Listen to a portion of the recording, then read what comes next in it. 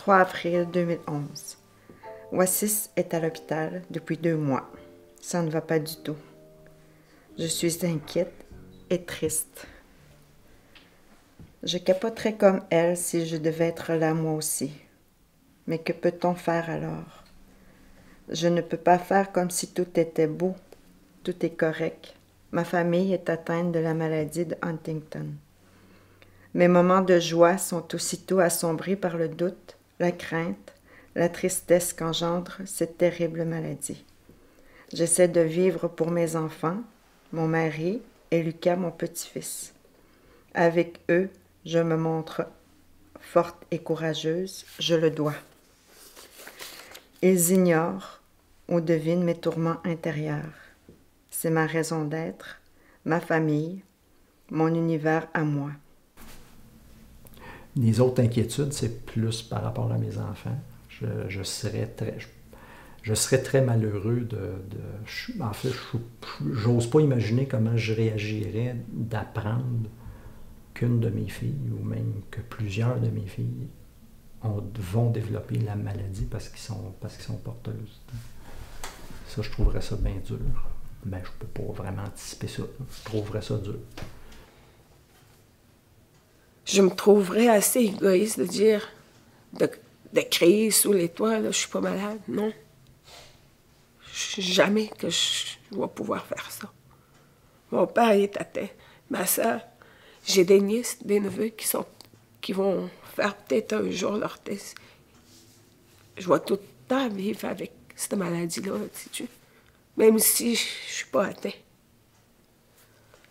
Je sais qu'il y en a beaucoup qui veulent pas en parler de ça. De tout ce qu'on vit en tant que conjoint, puis enfant, là, tu sais, de ceux qui sont atteints. Puis je me dis que, tu sais, c'est pas... Avant, j'étais gênée, j'étais pas à l'aise d'en parler parce que je me disais, c'est pas normal de vivre des choses comme ça.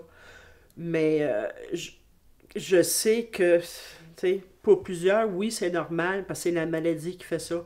Fait que, tu sais, que dire à ceux qui vivent ces choses-là, là, que de ne pas avoir honte d'en parler. Comme moi, les premières années, oui, j'ai eu honte d'en parler. Je voulais pas en parler parce que ça venait trop me chercher. Puis même encore aujourd'hui, j'en parle. Puis ça vient me chercher aussi, là. Mais, tu sais, faut pas avoir honte de ça. Faut aller chercher de l'aide, puis en parler.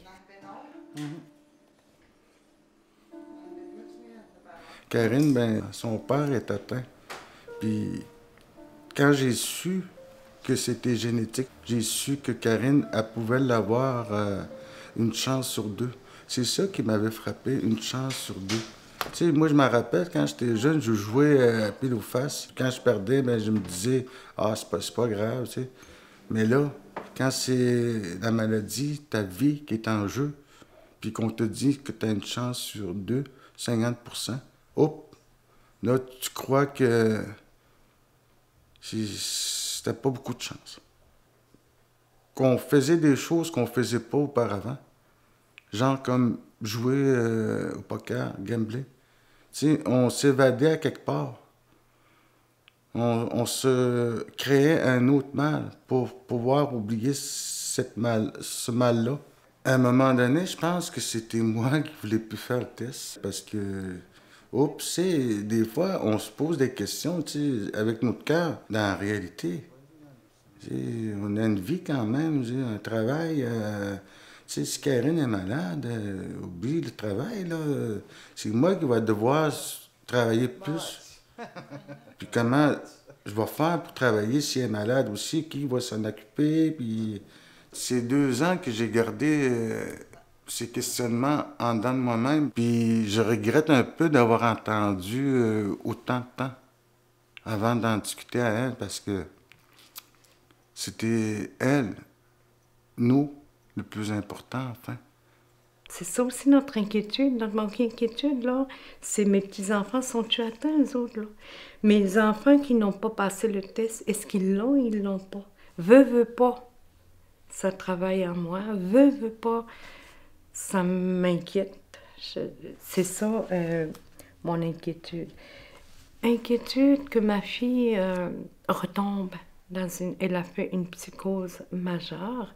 Elle a été longtemps à l'hôpital et jusqu'à ce qu'il trouve une médication qui va l'aider. Veux pas, c'est en moi également. Est-ce que ma fille va tomber demain, là? Mon mari également, lui, a vécu une angoisse, terrible angoisse. Alors, il a été obligé d'être à l'hôpital, puis c'est ça mon inquiétude. Mais je ne veux pas m'attarder là-dessus, de cette inquiétude-là. Je me dis, je vis aujourd'hui. Il faut vivre au jour le jour. Aujourd'hui, c'est comme ça. Demain, on n'est pas rendu là.